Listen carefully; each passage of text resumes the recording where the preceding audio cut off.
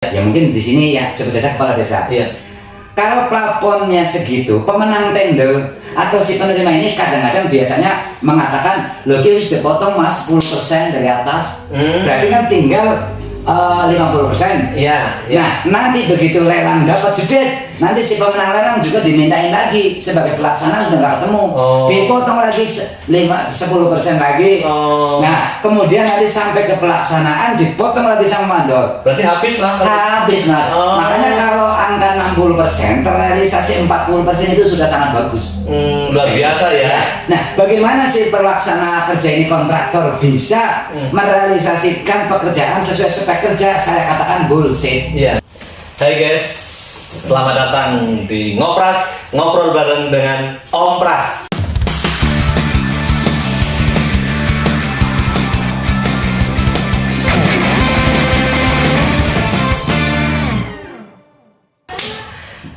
Kali ini kita kedatangan tamu narasumber dari salah satu organisasi kegiatan masyarakat atau yang disingkat LSM. Ya siap. Oke, dengan siapa nggih? Menurut saya Oke. dari Lembaga Swadaya Masyarakat Satria Jaga Nusantara. Oke, terima kasih Mas kehadirannya. Topik ya, karena kami ada permintaan dari netizen ini, dari netizen itu menanyakan, Om Pras, Bang Pras, cobalah Om Prasnya itu kaitannya dengan dana desa, yang tahu dana desa coba siapa? Nah, kebetulan Anda ini kan seorang pengurus LSM kan, harusnya Anda tahu lah mungkin informasinya dana desa itu seperti apa sih, untuk fungsinya, kegiatannya dan sebagainya, sampai aplikasinya seperti apa? Baik. Jadi begini, sebelum saya sampaikan, mohon maaf dulu nih kepada para pejabat yang terkait. Artinya dari tingkat paling tinggi sampai dari pucuk pimpinan sampai paling bawah, itu kalau nanti apa yang saya sampaikan kalau salah mohon dikoreksi. Karena apa? Karena kita bukan langsung yang ada di dalamnya. Kita hanya berdasarkan perda. Mungkin dari kepresnya, pergubnya, sampai ke perdesnya. Nah, cuman itu kan teorinya. Pelaksanaannya nanti siapa sih sebetulnya pelaku penyimpangan yang misalnya kok terjadi ya, gitu kan? Misalnya kok terjadi penyimpangan dalam alokasi dana desa itu siapa? Nah ini kita sebetulnya masih tabu. Gitu. Jadi ya kita tidak bisa menjustis bahwa wah ini jelas pelakunya adalah kepala desa. Belum mas. Belum kita bisa. Udah, tapi barangkali dengan LSM ini ngilungi kepala desa. Tapi yang benar dong ini karena dana desa itu di desa gitu. Ya, logikanya seperti itu. Tapi insya Allah LSM itu kalau yang profesional lah ya. Ya, yang profesional dia adalah netral. Ya, dan dia juga independen. Jadi tidak terafiliasi dengan yang lain juga. Artinya memang berdiri untuk melakukan kontrol sosialnya. Ya, kalau ada penyimpangan. Nah, ini biasanya kalau dana desa itu kita tuh sering sekali kerap banget menemukan hal-hal yang ganjil dengan peraturan-peraturan yang kita baca. Contoh gini, dari tahun 2014 era Pak Jokowi, 2014 ini loh mas, 2014 sampai ke 2019 itu anggaran dana desa yang digelontorkan itu sangat signifikan. Seberapa? Fantastis itu menurut saya. Luar biasa. Kalau sesuai data itu adalah 600 triliun mas. Wih, mantap lah. Ada kan? Iya, turunan lebih dari 600 triliun itu dibagi 74 ribu sekian desa. Se-Indonesia. Itu kan bertahap mas, per tahun. Nah kalau kita kalkulasi, kalau kita hitung ketemu rata-rata, itu dalam satu desa per tahunnya itu sampai 1,38 miliar. Jadi 1,38 miliar maksudnya. Satu desanya? Iya. Nah, itu dibagi dua pagu, Mas. Oh gitu. Iya, ada pagu ADD, ada pagu DD. Yang fungsinya untuk apa saja? Nah, kalau pagu ADD itu kan alokasi dana desa. Nah, itu keperuntukannya adalah untuk TPAPD, Mas. TPAPD, tunjangan perangkat aparatur desa. Oh, berarti untuk kesejahteraan. Iya, itu ada juga juknis, ada kawal perencanaan. Nah, karena begini teknisnya, kita perlu mohon maaf ini para kepala desa, ya kan, juga para instansi terkait lah yang ada di dalam ini, ya klarifikasi lah kalau memang ini nanti salah atau bahkan ini malah nggak menyentuh sama sekali kan. Tapi yang kami ketahui selaku LSM selama ini melakukan pengawasan, yang kami temukan di lapangan banyak sekali, kerap sekali ini tidak sesuai dengan tadi ya. Iya. Maka masyarakat pasti akan berasumsi sendiri nih. Iya. Wah, berarti ini tukang korupsi ini kepala desa gitu. Ya, kita fokus di untuk kesejahteraan perangkat desa nih. Perangkat desa itu kesejahteraannya seperti apa sih? Mungkin di sana kan ada kepala desa, ada sekretaris desa, ada kau dan sebagainya. Itu seperti apa sih? Ya, baik. Jadi begini, itu ada peraturan bupati yang mengatur tentang pendapatan pada tunjangan perangkat aparatur desa itu, Mas. Oh gitu. Iya. Jadi teknisnya begini. Ini ada angka di pucuk atau di pusat 1,38 miliar. Nah, kita di bawah tingkat desa membuat RAB, Mas. Oh, iya. Untuk anggaran tadi. Iya, di angka yang dimaksud di sana. Nah, di situ ada 2 alokasi. Jadi yang untuk tunjangan perangkat aparatur desa itu kan yang mengetahui masing-masing desa RAB-nya. Oh, beda desa beda. Keperluannya beda-beda. Nah, tapi angkanya sama, sekian. Tapi yang saya dengar kadang kayak gini, Mas, perlu diklarifikasi ya. Ada seorang perangkat desa itu dia tidak tahu dia harusnya dapat berapa, tapi tahu-taunya dapat amplop lagi maksudnya. Padahal kan termasuk gaji. Iya, betul. Nah, itu seperti apa coba? Jadi kalau kita bicarakan secara rinci, kalau untuk TPAPD itu sebetulnya yang tahu adalah perangkat aparatur desa setempat. Makanya yang membuat RAB ya harus yang bersangkutan gitu ya. Iya, karena tahu RT-nya ada berapa. Kan gitu dalam satu desa. Hansipnya ada berapa, RW-nya ada berapa, seluruhnya ada berapa, kan gitu. Lah nanti dibuatlah RAB itu yang alokasi ADD. Itu 40% dari total 100% yang diterima ya. Iya. Nah, itu 40% adalah untuk tunjangan perangkat aparatur desa. Nah, ini sebentar Pak Potong. Ini untuk masyarakat Indonesia khususnya terkait dengan perangkat desa, kepala desa, termasuk masyarakat Indonesia khususnya harus tahu ini. Karena Pak, ini menarik. Jangan sampai saudara itu diakali. Tahu-taunya dapat amplop isinya enggak berapa jelas kan. Di situ ada aturannya kan gitu. Betul. Lanjut Mas Dur. Ya, insya Allah nanti kalau kita kupas secara profesional, tidak juga berat sebelah, nih kita nanti akan bisa menarik benang merah, Mas. Di mana sih ini ketidakbenarnya? Siapa sih sebetulnya yang mengotak-ngatik sehingga turun ke bawah atau malah di bawah sendiri yang kacau? Itu nanti akan ketemu benang merahnya. Jadi gini, kalau sudah dibuat RAB keperluannya desa itu seperti itu, maka ketemulah angka ADD-nya sekian juta. Dari 40% ternyata ketemu sekian. Nah, ketika turun dari pemerintah pusat dibagikan dong ke posnya. Masing-masing. Iya, di sini apa yang mereka dapatkan haknya? Itu ada RT, RW, Hansip, Kaur Pembangunan, Kaur Kesra dan seluruhnya. Kaur Pembangunan sudah nggak ada, itu dibuat Kaur Kesra namanya. Kaur Perencanaan. Ya. Nah, kemudian nanti ada Kadus, ya kan? Terus ada juga dulu Sekdes. Sekdes itu dulu ditarik ke pemerintah menjadi PNS, Mas. Dulu ya. Iya. Tapi beberapa tahun kemudian ditarik kembali enggak jadi PNS. Nah, yang kadung sudah jadi PNS ditarik di Pemda. Nah, sekarang kembali lagi ke desa. Nah, artinya mereka dapat juga yang namanya TPAPD tadi. Dianggarkan, Mas. Kalau dulu Sekdes dikeluarkan.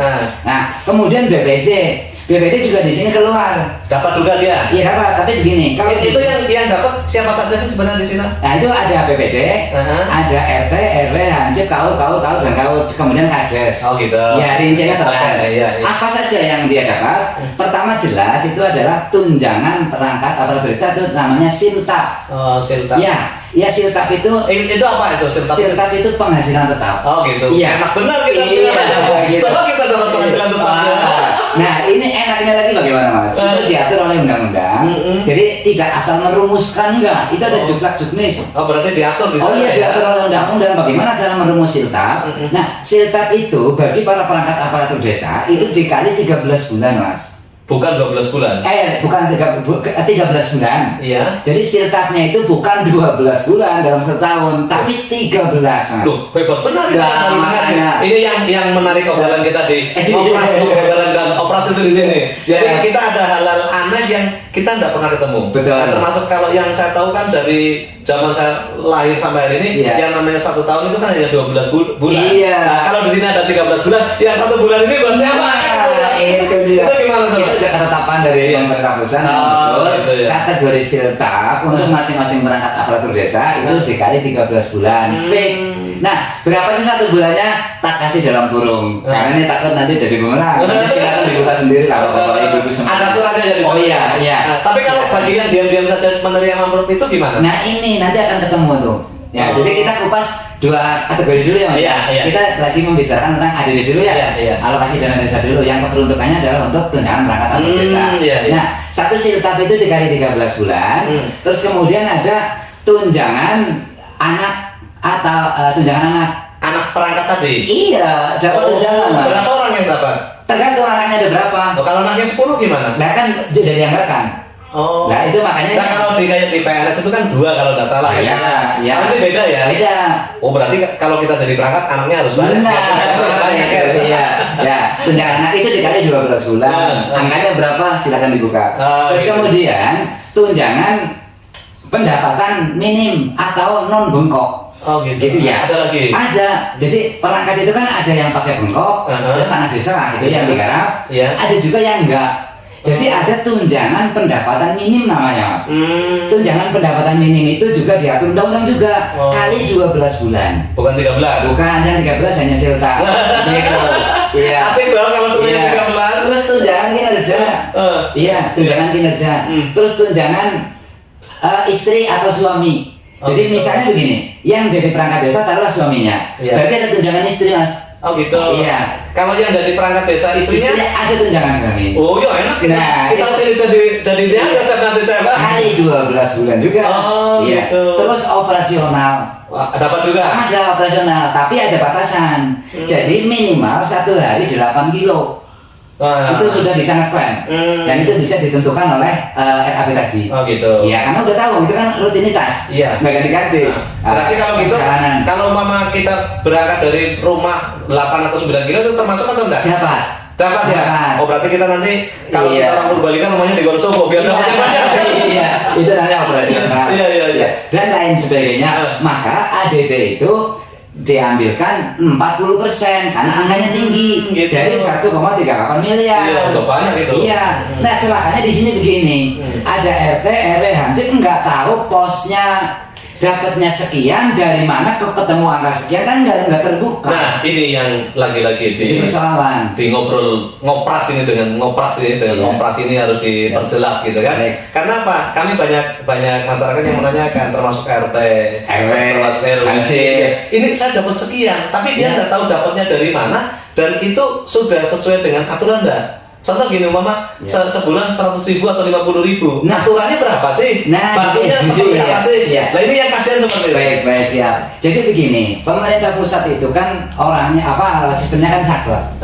Nah, implementasi atau pelaksanaan di lapangan itu ada teknik macam-macam, termasuk desa sendiri boleh bikin perdes. Oh gitu. Iya. Jadi ada yang mereka menerima 3 bulan sekali disebut tribulan.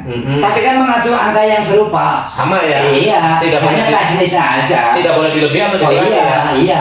Ada yang 1 tahun 1 kali. Ada juga yang tergantung bagaimana sistem yang terjadi di lapangan itu. Tapi kalau Mama 1 kali merugikan dong. Oh iya. Uang itu kan ngendap selama 1 tahun kan berapa kan? Iya. Kecuali kalau uang 10.000, 100.000 enggak masalah. Ini uang 1, berapa tadi? 1,38. Nah ini kan udah luar biasa loh. Iya, 1,38 itu dari tahun 2014 sampai 2019. Pak Jokowi ya? Iya, Jokowi. Nah, dari tahun 2019 ke sana beda lagi nanti dulu. Nah, kita belum selesai. Iya. Nah, kemudian itu bicara ADD. Nah, kadang-kadang pihak desa sendiri bingung. Loh, ini jumlah-jumlahnya ada, petunjuknya ada, tapi dia nggak bisa mengaplikasikannya karena ada yang nyetir tuturnya. Saya tahu sesungguhnya ini. Iya kan? Apakah ini yang melakukan penyimpangan itu pihak atasnya atau pihak desanya atau siapa? Kadang-kadang ada kepala desa malah nggak mudeng. Oh iya. Jadi kepala desa malah ada paham dia. Iya. Yang paham kira-kira siapa? Nah ini yang paham itu adalah peraturan. Nah di sini yang paham peraturan itu siapa? Sesuai dalam peraturan di situ ada yang namanya BPD Mas. Ya. BPD kalau dulu itu Badan Perwakilan Desa. Nah itu pada saat itu langsung diganti. Sekarang bukan lagi Badan Perwakilan, tapi Badan Permusyawaratan. Yang dimaksud gimana? Musyawarah, jadi musyawarah. Apa ini kaitannya dengan LBH lagi. Lembaga bagiannya ya. Nah, ini yang nyaman di sini. Nah, sehingga BPD itu di dalam halaman 113 ini perlu dibuka boleh, silahkan di googling. Halaman 113 bab 4 huruf C. Ya gitu. Apa dia tuh? Tugas, hak, wewenang dan kewajiban BPD ini yang perlu dicermati. Oh, mereka malah BPD sendiri mungkin tidak paham ya. Nah, di sini ceritanya ya, makanya di dalam huruf C di sini dijelaskan bahwa ketika melihat ya kan atau dilapori atau mengetahui adanya indikasi tindak pidana korupsi atau penyimpangan dalam peraturan desa, maka BPD punya hak untuk merekomendasikan pelaku tersebut termasuk kepala desa kepada bupati untuk dinonaktifkan atau diberhentikan. Oh, nah gitu. Di sini. Ini berarti baru satu lembaga ya? Iya. Kalau dilihat lembaga yang lain kan ada ini. Iya. Ada muaranya. Iya. Entah itu nanti kalau ditemukan tindak pidana korupsi dan Nah. penyalahgunaan wewenang, Iya. markup dan sebagainya. Iya. Ini kan bukan hanya BPD Nah, seluruhnya mengontrol bisa, ya. Iya, bisa yang dinamakan kejahatan bersama-sama. Oh. Karena gini Mas. Bersamaan lah Oh nanti. iya, karena pidana itu kan tidak harus hanya korupsi. Artinya begini, menyalahgunakan wewenang itu sudah pidana. Iya. Menyalahgunakan wewenang, penyalahgunaan wewenang, sewenang-wenang. Oh gitu. Iya, jadi boleh kategori sewenang-wenangnya gimana? Mentang-mentang saya kadus itu hak prerogatif saya, itu kan sewenang-wenang. Iya, iya. Menyalahgunakan wewenang dan seterusnya. Nah, itulah yang tidak dipahami oleh masyarakat kadang-kadang. Iya. Seolah-olah mentang-mentang dia kepala desa, padahal salah. Leading aja. Nah ini kadang saya menyikapi di beberapa daerah ini bisa dibilang seluruh Indonesia ya. Baik. Di sana ini kan banyak sekali sarjana, banyak sekali S1, S2 dan S-Lilin juga mungkin. Iya. Tapi yang sesungguhnya apa? Kadang ada kepala desa yang hanya nun sewu itu tamatannya kalau nggak salah SMP saja bisa waktu itu ya. Nah, ini kan jomplang ini. Iya. Nah itu gimana itu? Nah, ini sebetulnya kita tidak bisa menyalahkan ya. Iya. Kita tidak bisa menyalahkan karena ini sudah ditetapkan. Jadi barang siapa ini bukan ini barangnya siapa sih ya. Jadi barang siapa yang penting pribumi atau enggak pribumi memenuhi syarat. Kemudian tidak dilihat dulu track recordnya, skillnya, pendidikannya layak apa enggak. Ini yang harus ini kan kadang yang seperti ini kan justru jadi masalah. Masalah iya, pada saat terpilih. Nah, masyarakat yang memilih itu ada S1, S2 dan sebagainya yang jadi kepala desa SMP atau SMA kan secara pendidikan mohon maaf kita tidak meremehkan siapapun tidak ya. Tapi kadang menurut saya Jumowo aku ini sekarang kepala desa kan gitu raja kecil kan gitu. Nah ini saya edukasi di ngobrol bareng dengan Opras ini harapannya mereka itu teredukasi jangan sampai uang negara ini atau dana negara ini pada akhirnya itu tidak ada manfaatnya atau sia-sia tadi. Nah karena apa? Di sana itu kan banyak sekali yang harus dilakukan lah, termasuk tadi 40% ini. Nah terus sisanya ini saya tanyakan 60% ini kemana? Gitu loh. Siap. Nah kemudian tadi bicara ADD, sekarang kita coba masuk ke DD ya. Iya sama. Ini adalah pembangunan itu fisik. Ya, pembangunan fisik itu ada mekanismenya Mas. Jadi pembangunan di dalam desa tersebut itu ada melalui beberapa tahapan Mas. Tahap pertama adalah musdus, musyawarah dusun. Jadi dalam satu desa biasanya terdapat beberapa dusun kan. Nah di masing-masing dusun silakan musyawarah membangun apa dulu yang skala prioritas di dalam dusun itu. Musdus itu musyawarah dusun. Nah nanti hasil musdus itu dibawa menjadi di desa musdes. Nah nanti dari beberapa desa ini yang disepakati oleh Pak Kades nanti distempel atau disepakati oleh BPD yang mana. Nah yang belum nanti next kayak gitu Mas. Itu ditunda dulu. Iya, jadi nggak boleh ditunjuk-tunjuk. Tapi pertanyaan saya ini ya, karena kita sering menemui di lapangan tuh praktek yang tadi ada musdus, musdes dan sebagainya itu dilakukan tapi seolah-olah tidak dilakukan. Kenapa? Karena pengamatan kami di masyarakat itu kadang tahu-tahunya itu sudah ada proyek di sana. Ini menurut pandangan saudara sebagai seorang LSM itu benar terjadi seperti itu apa sesuai dengan aturan yang ada? Jadi begini, flexibility of the law ya. Iya.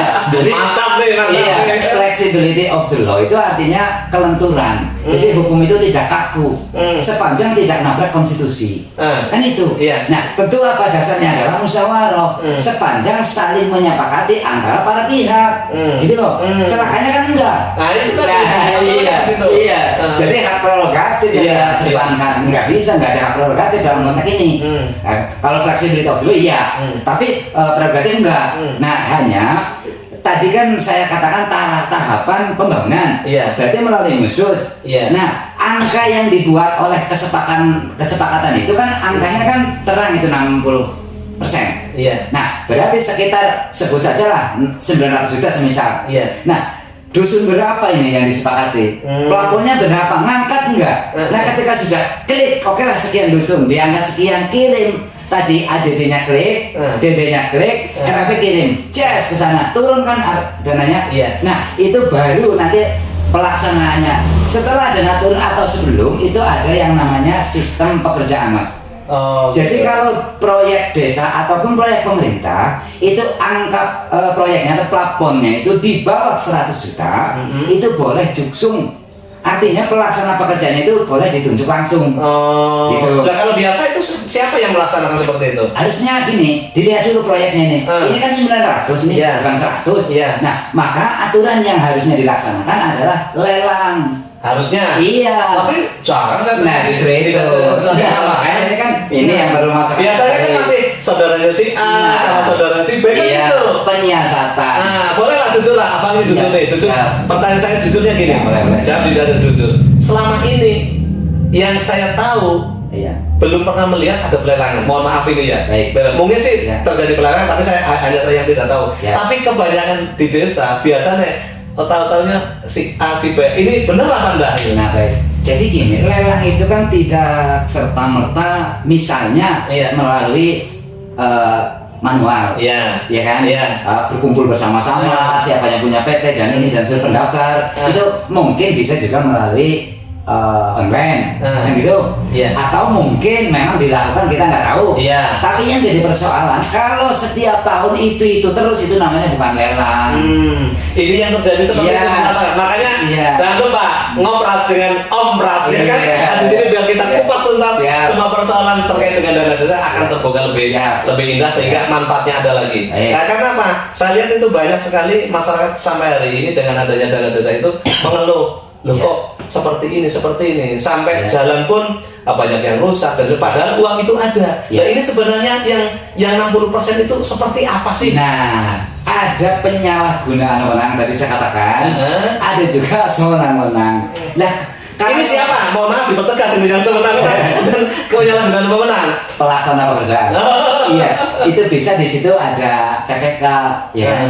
Ada juga mungkin pejabat lama di dalam desa tersebut, karena kan dia ngikutin sistem. Nah, ini yang terkait siapa saja sih kalau boleh tahu dari bawah sampai atas?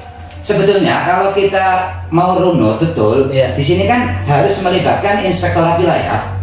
Gitu. Penanggung jawab kerja sih. Nah, ketika salah satu desa telah selesai melaksanakan pekerjaannya, terus kan ada pelaporan pekerjaan, penanggung jawab. Gitu. Nah, itu kan disetorkan. Nah, itu kan ada cross check dulu ke lapangan. Maksudnya dicek dulu benar apa enggak gitu. Bangunannya. Nilai sekian apa? Iya, ini proyeknya berapa titik, ya kan? Terus spek kerjanya bagaimana, telah memenuhi apa enggak, baru di ACC atau tidaknya. Tapi selama ini ibarat ada pelangnya saya tetap di ACC. Ini mari kita sama-sama. Ya kan gini, kadang kita kan ada teman-teman dari media juga dan sebagainya ngomong, Bang, itu di sana harusnya kan batu pecah, ternyata batu blonos, tapi kok di ACC? Nah, ini gimana nih? Nah, siapa yang bertanggung jawab? Jadi kalau kita bicara batu blonos atau batu pasir dan lain sebagainya, ini sebetulnya hal yang sangat menurut saya terlalu rinci. Ya kita malah justru lebih ke poin aja. Satu contoh gini, Bang Pras. Tahun ini proyek taruhlah 900 juta. Kalau kita mau fair-fairan nih, tahun ini saya tanya sama Pak Kades, tahun ini ada proyek berapa titik? Taruhlah misalnya dia jawab 4, satu titik berapa? 200. Nah, sekarang kali 4 berapa? Yang kepengen masyarakat tahu ketemu nggak di angka 60%? Gitu itu nggak usah per satu item. Kalau item malah terlalu rinci ya. Iya. Tapi kalau implikasi dari umpama ini ada proyek 4 Iya. 200 terus Iya. ketemu apa enggak, Iya. itu malah lebih gelitan lagi. Satu itu. Kedua, kalau bicara ke teknik pekerjaan itu lebih mainnya biasanya di kontraktor. Oh. Bukan hanya batu blonos, Iya. taruhlah misalnya ini bikin besinya ukurannya 8. Kan bisa dia main besi ukuran 6. Oh, Iya kan? pandai lah nanti kita Iya, diajari ya. kalau per item kita malah nggak ketemu. Iya. Terus kemudian pasirnya harusnya sekian, semennya sekian, karena diisi kontraktor paling untung jadinya nggak sekian gitu kan? Iya, Nah, iya. itu banyak. Jadi kalau kita mengamati dari item-item itu nggak ketemu. Yang akan kita amati adalah ada proyek berapa, ya kan, dalam 1 tahun.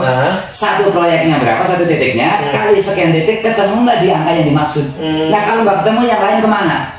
Pertanyaannya gini Bang, Iya. kalau kita lihat tadi kan umpama tinggal sisa 900 juta, Iya. 800 ya, 800 atau 900 ya, 900-an. iya 900-an gitu. Iya. Nah itu mohon maaf ini karena masyarakat kita itu sudah cerdas, Iya. sudah lebih cerdas dari Iya. pejabatnya, sudah Iya. lebih cerdas daripada si pengelolanya. Iya. Nah ini mereka sampai tahu, oh kalau 900 ya yang realnya di lapangan cuma sekian. Itu kalau menurut Abang dari sekian, dari 60% yang benar-benar ditaruh untuk bikin proyek dan sebagainya berapa persen itu? Baik, siap.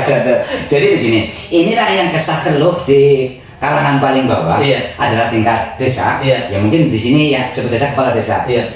Kalau plafonnya segitu, pemenang tender atau si penerima ini kadang-kadang biasanya mengatakan, loh ki wis dipotong mas 10% dari atas, berarti kan tinggal 50%. Iya. Nah, nanti begitu lelang dapat jedet, nanti si pemenang lelang juga dimintain lagi sebagai pelaksana sudah nggak ketemu, dipotong lagi 10% lagi.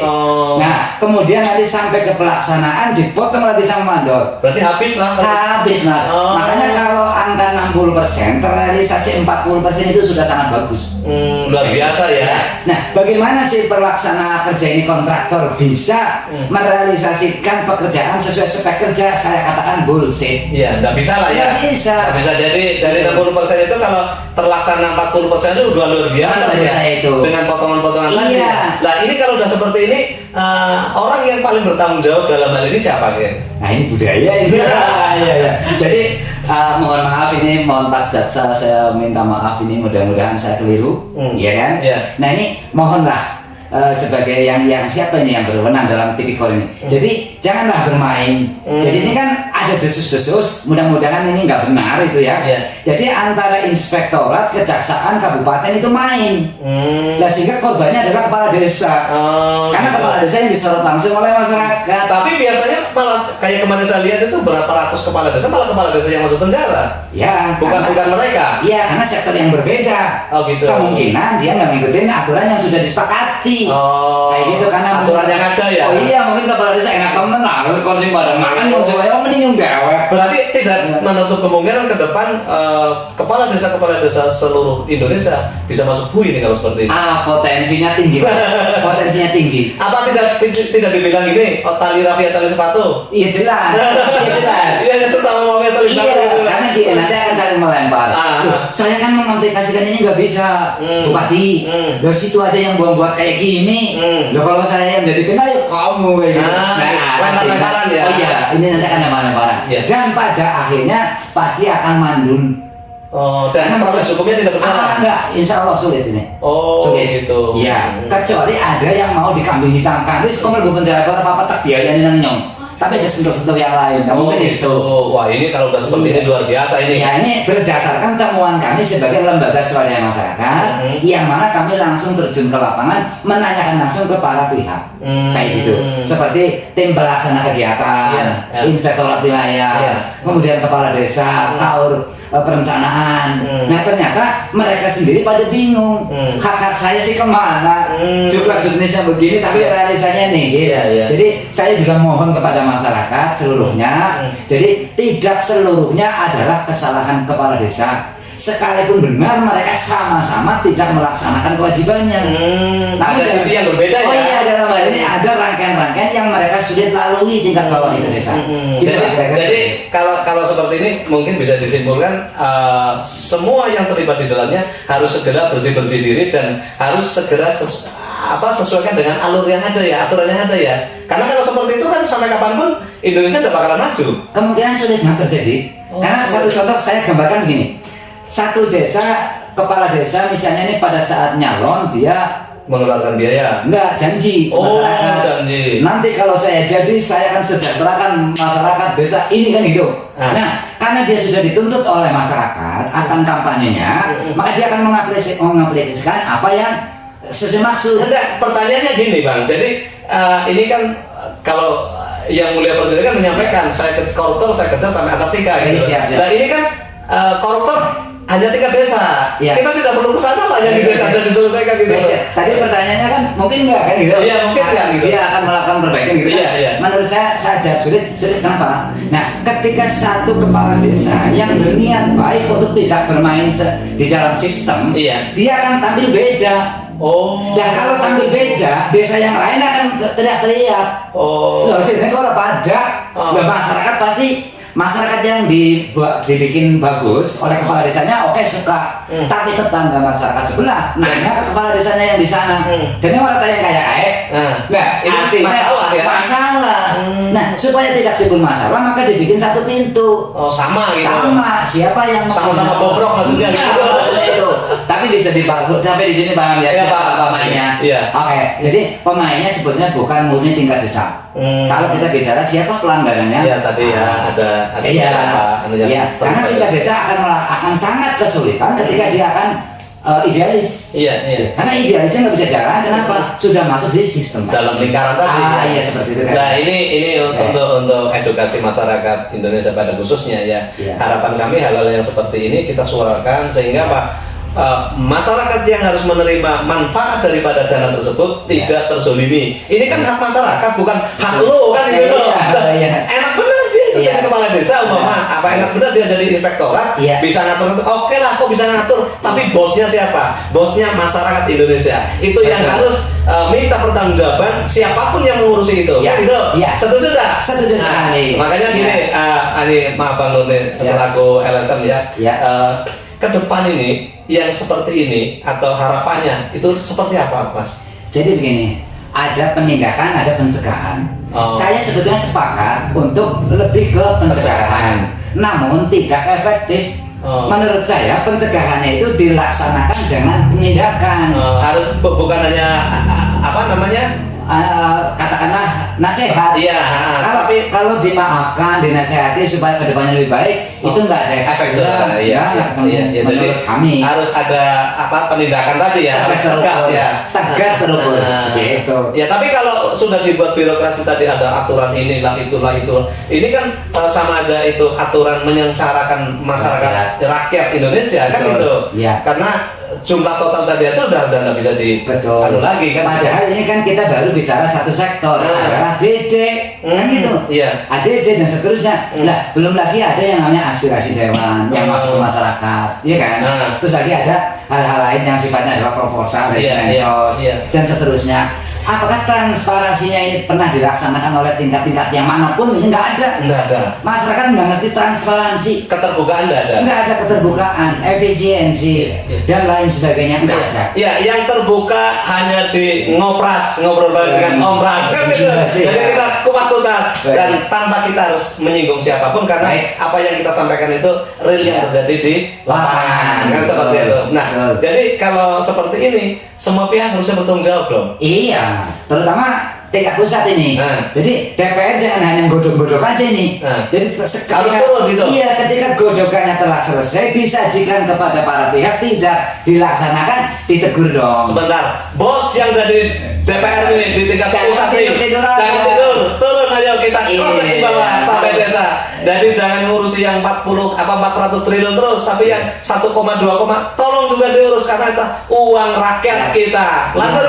Siap, terima kasih, begitu betul sekali. Jadi gini, sekali lagi kepada tingkat desa, terutama kita harus semuanya berbenah, terutama di internal. Gitu ya? Iya, oke lah, cobalah transparan kepada aparatur desa. Yang mana posnya, ya kasihkanlah supaya apa? Potensi untuk korupsinya jadi mengurang.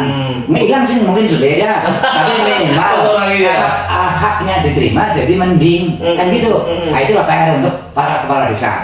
Jadi janganlah dikorupsi semuanya untuk ADD-nya di dikorupsi, dedenya dikorupsi. Berarti ini korupsi jangan. Dengan kata lain, kepala desa ini bisa dibilang si malakama ya. Betul. Ya jadi maju pun salah, mundur pun salah gitu ya. Betul. Karena musuhnya beda. Maju musuhnya atas, mundur musuhnya masyarakat. Kan gitu. Iya. Menjalani juga musuh dua-duanya. Aslinya kalau kita analogikan itu kepala desa bagaikan ikan di dalam kolam akuarium. Jadi kita tuh tahu betul hasilnya. Iya, dia mau kemana? Iya. Pelajari ya. Iya. Oh, jadi enak lah kalau kita mau jadi koruptor itu enak gitu. Nah, ya sebetulnya ketahuan.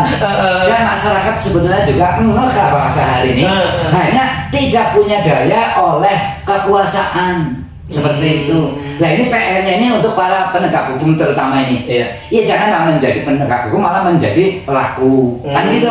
Iya. Karena terutama Polri lah. Saya maaf ini jadi agak sedikit jauh ke sana, tapi masih ada kaitannya. Iya. Karena ini kan bicara koruptor. Iya. Jadi Polri itu kan adalah alat negara. Iya. Jadi manakala negara sedang digerogoti atau dirugikan oleh para pihak yang menggerogoti atau yang merugikan, mestinya di sini Polri harus bergerak. Hadir ya. Iya, Hadir. tanpa dengan atau tanpa Iya, bilang lu gaspol gitu ya. Nah, ini celakanya Iya. nggak seperti itu. Kasih tipikor, tipsu, dan lain sebagainya. Nah ini bagaimana? Bahkan telah dilaporkan oleh satu masyarakat pun ayun. Oh, gitu. Nah, sehingga nggak ini- langsung berjalan gitu. Iya, jadi ini harus bergerak bersama-sama. Iya. Kalau nanti reformasi, oke 98 jadi 2 terjadi mas. Ya inilah, ini lagi-lagi yang kita tidak inginkan kan seperti itu. Jadi masyarakat yang cerdas, masyarakat kita ini sudah luar biasa. Baik. Luar biasanya bagaimana? Mereka itu diam, tapi bukan berarti tidak tahu. Baik, ya betul. Ya kan gitu. Iya. Termasuk yang komen-komen itu juga seperti itu. Iya. Jadi mereka bukan diam tidak tahu. Iya. Baru jadi perangkat desa berapa bulan saja itu mobilnya baru. Nah, gitu. iya, Loh, iya. baru syukur bisa dia memang orang kaya. Iya, Loh, iya. kaya gimana bang? Orangnya juga gini-gini. Siapa ngerti dia dapat warisan dari Tuhan kan gitu. Ah, siap. Ini yang menimbulkan kecemburuan-kecemburuan dari Iya. sisi sosial kan gitu. Iya. Nah kita tidak kepengen masyarakat Indonesia selalu dibodohi, selalu dizolimi Iya. terkait dengan apa namanya semua fasilitas yang dikeluarkan negara Iya. yang harusnya dinikmati masyarakat, Iya. pada akhirnya hanya dinikmati segelintir orang. Baik. Kan gitu. Ya jadi mungkin saya ingin berpesan nih Bang Pras Iya. untuk ya salah satu personil dari LSM SCN. Iya. Ya perkenalkan saya Dewan Pendiri dari LSM Iya. Satria Jakarta Nusantara. Iya. Nah saya ingin mengatakan kepada masyarakat, ayo bareng-bareng kita bebenah. Karena negara kita adalah negara yang subur makmur gemah ripah loh jinawi. Kata tenten kata raja baldatun toyibatun walaupun hofur. Jadi ayo jangan kita jadi kuli di bangsa sendiri. Iya, Kan itu. iya, iya. Ayo bekerja sama semua masing-masing, jangan sampai kita malah membela kaum kapitalis yang mana aslinya efeknya menyengsarakan rakyat kita sendiri. Nah, ini Kan itu yang harus dipahami ya. Iya. Jadi saya mohon masyarakat juga jangan 100% menyalahkan kepada pihak desa. Harus dikaji dulu. Iya. Karena tingkat kesulitannya tingkat desa masyarakat tidak mengerti. Iya. Ya kan? Tapi masyarakat juga tidak bisa nggak menyalahkan kepala desa. Iya, karena dia punya bertanggung jawab. kewenangan. Iya. Iya. Makanya antara masyarakat dan kepala desa dan tingkat selanjutnya, ayo bareng-bareng kalau ingin ini benar. Ya, ini kita poin ya di ngobras ngobrol bareng dengan Om Pras. Ya. Terima kasih kehadiran Bang Nur ini. Ya. Kami sudah sedikit paham memahami situasi yang ada terkait dengan Ya. dana desa tadi. Jadi intinya apa? Semua pihak terlibat, Ya. semua pihak harus berbenah diri, semua pihak harus evaluasi diri. Jangan sampai kau diteriaki maling oleh masyarakat sendiri. Nah. Karena apa? Ya. Bosnya di sini adalah masyarakat. Jangan lupa juga ini untuk dewan di pusat maupun di Jangan provinsi. tidur. Turun, jangan tidur. Ya. Lihat ke bawah penderitaan masyarakat Indonesia. Oke. Terima kasih, Master. Sampai Siap, jumpa. Sampai sama-sama. ketemu lagi. Siap. Sukses Terima selalu. kasih. Sukses selalu. Siap. Iya.